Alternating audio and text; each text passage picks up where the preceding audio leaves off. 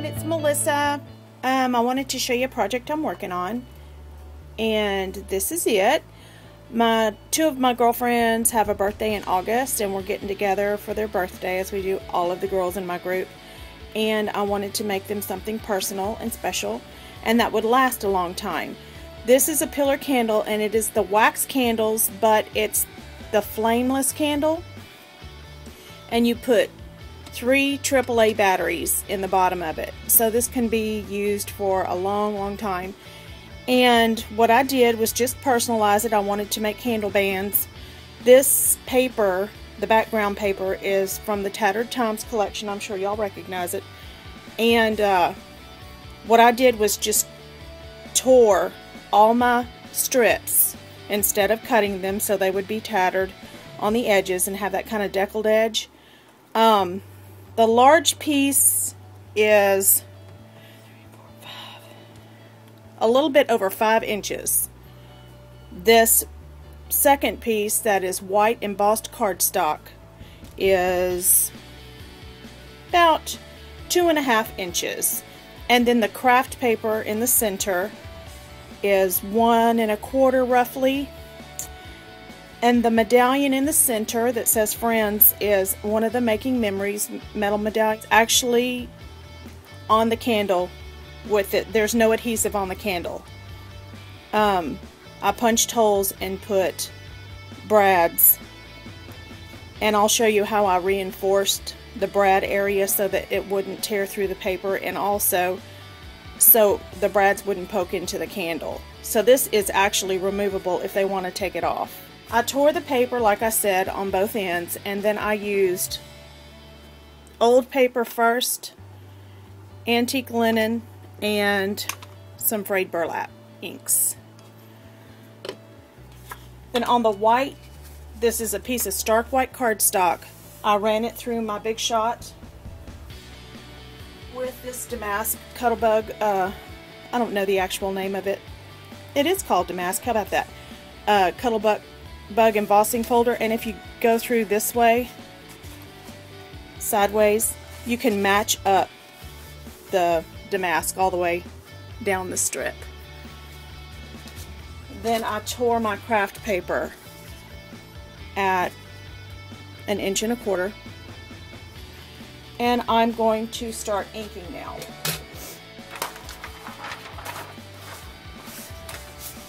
And I just used my foam ink pad to do it. I inked the edges first, and then I went back. The edges are inked with the antique linen. Okay, so now I've got all the old paper ink on there, and I'm going to come back with my frayed burlap and just rub it over the top. See how nice it looks with this? It's going to dry a lot lighter, so it'll look really good when it's dry. It's a good cut. The colors go really well together. After it dries, I will go back with the old paper ink, and I'm going to go into the debossed area. I'm not going to do it right now because it may smear the other, because the paper is still really, you want some of the really white to show through, because some of these areas are super white, but you don't want it all to be really white. So that's what I did. But I'm going to wait until the frayed burlap dries to do that. And after I ink the background, I'll come back and show you how I did the... I'm back. I've gotten all my inking done, and I inked both of my pieces of craft cardstock. One is to go on the actual band, and one is for stability on the back of the base band. I don't know if y'all, hopefully y'all can see it. On the edge, coming out of the edge of the paper, you can see a little deckled edge of craft cardstock. So that served 2 purposes. It's a decorative edge here, and it also strengthens the band, so I can put the brads in it and actually use it as a working lace. So ink one edge and then cut it to 1 inch. Let me do that right quick. I should have done that before I came back.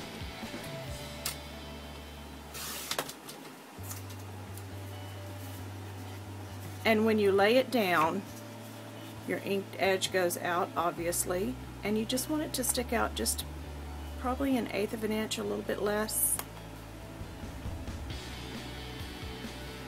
And I'm going to do, see if you can really. So about like that, and then just snip off the end. If you have any adhesive left on the back that's still sticky, just use some baby powder. See, I have an edge that's still a little bit sticky. So I'll cover that with baby powder so it won't adhere to the candle. And I'm just going to do the same thing to this side. And I punched 5 holes total. So I started in the middle so I wouldn't have to do any measuring.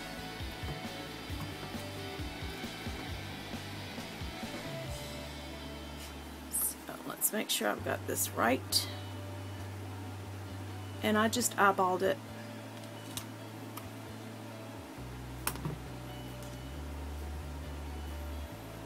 I don't want them on the very edge, so I came up about 1/2 inch from the end.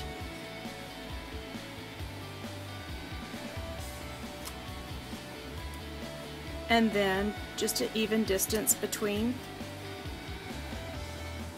the holes. Easy as that. I'm just using some antique finish brads, and there's another step as far as adhering these or keeping them stable.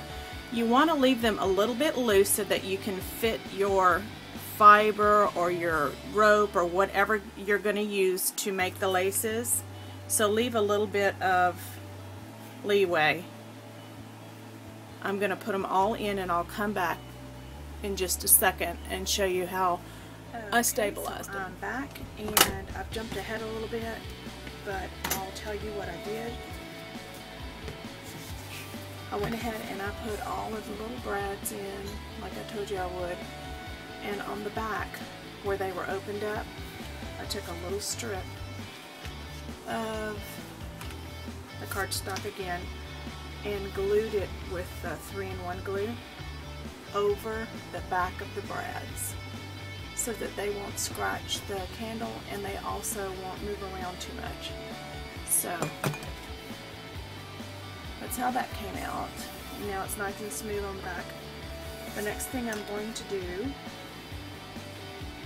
is lace it onto the candle. And since these scar so easily, these candles, I'm going to lay it on a towel to do this, to hopefully keep from marring the surface. I hope I can do it.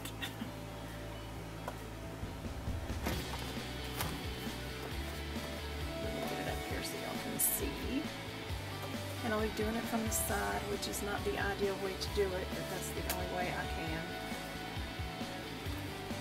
I can't, the way my camera or my phone is set, I can't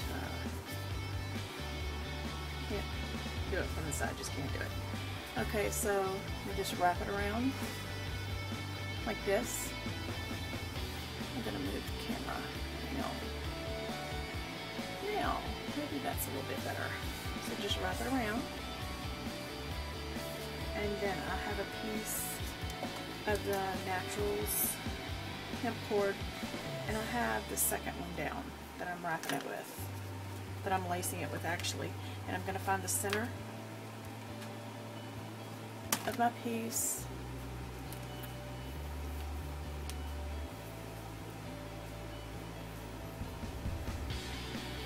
Give it a good tug, sometimes that'll pull little bends out of it.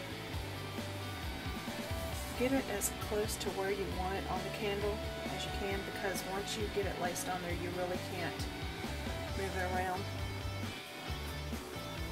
I want the bow to be at the top. You can start at the top if you want to. So I'm going to turn it around and pretend that this is the top.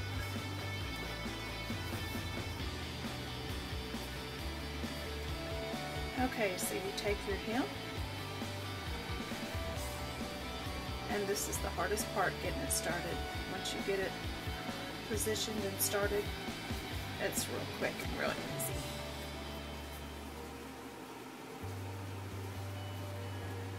You just have to make sure everything's lined up for that first wrap, and then you're good. Get it good and even. Make sure it's placed right on the candle, not too far down, not too far up. I'm going to flip it over and look. Okay. And see how I put the little plastic cap back on the top edge? If you don't do that, you're liable to break the edges of the wax. So.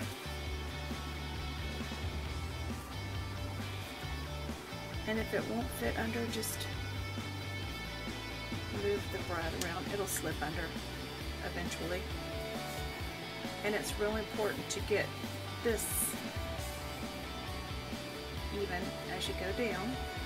So watch your center line.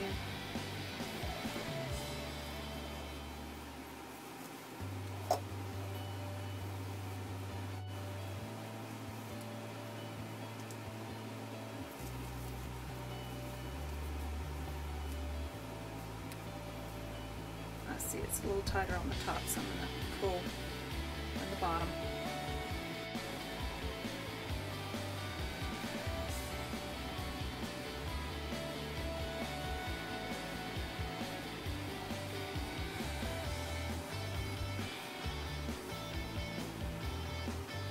I'm going to snip the end, and I'm going to leave myself quite a big tail in case I have to do any adjusting. But it looks pretty good. So there's the laced up back, and then for the other part of the band, I adhered the craft cardstock with a couple of glue dots onto the embossed paper, and then as you can see, I put little eyelets on either end and ran the thickest hemp through it, hemp cord. And I'm putting it over and lining it up also so that it's even on both sides.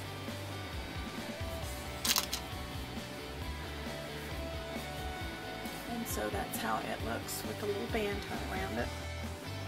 And I'm putting one of the dimensional black dots in the center, and then the smaller ones I'll put one at the top and the bottom.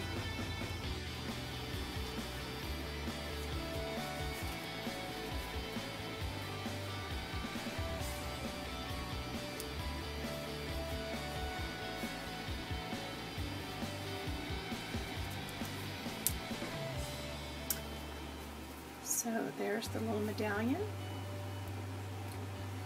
And the last thing I'm going to do, I've created 2 little tags, and of course the back has a crown on it, or the front, and it has my name and the date, and then the back says uniquely handmade, limited edition. And this is going to hang off the back also.